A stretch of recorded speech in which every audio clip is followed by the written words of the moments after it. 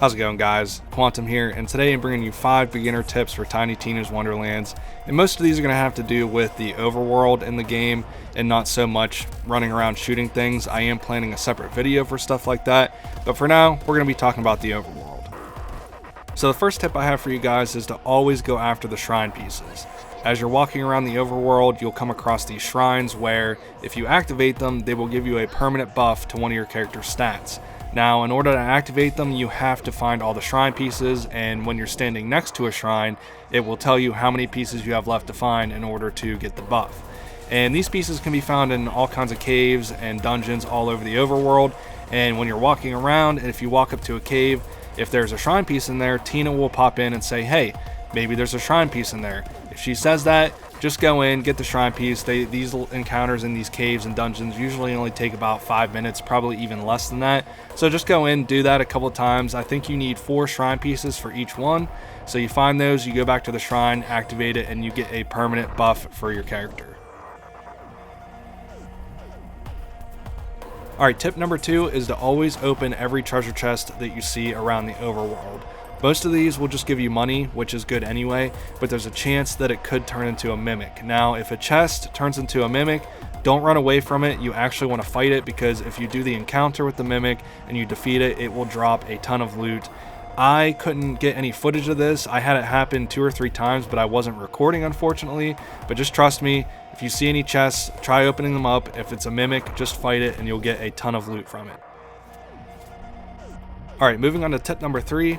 There are going to be parts of the map that look like you're supposed to be able to access them, but it doesn't seem like there's really any way to get to them, and that's because you have to complete a side quest first. The quest is called Lens of the Deceiver, and once you do this, you'll get an item which will enable you to see invisible bridges all over the map. You can walk up to ledges and these invisible bridges will appear, and actually there are some story quests that require you to have this because you can't access them otherwise.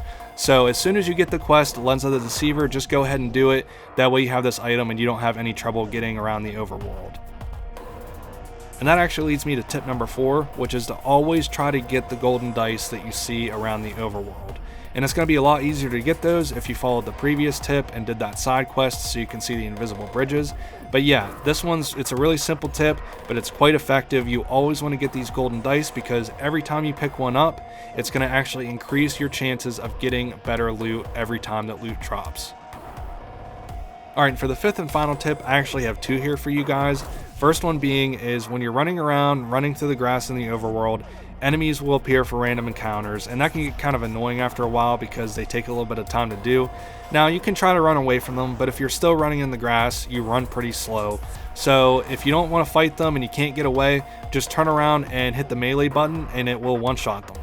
I found this incredibly useful because after a while, the random encounters, they get kind of annoying, they take up too much time. So yeah, just turn around, melee the enemy, and that'll be the end of that. And the second one is when you're running around and trying to figure out, okay, which dungeons have I done, which ones haven't I done? All you have to do is simply look outside the dungeon door, and if there's a little flag there, that means you've completed the dungeon or the cave or the level or whatever it may be. This is something I actually didn't notice for a while, and there are quite a few areas on this overworld, so it can get a little confusing at times figuring out which areas you've completed and which ones you haven't. So yeah, just look for a little flag outside the door, and that means you have completed it. Alright guys, that's going to wrap it up for this one. I have a lot more videos planned for this game as well as Elden Ring, so if you're interested in any of that, hit the subscribe button, hit the like button if you like this video, and I'll see you guys in the next one.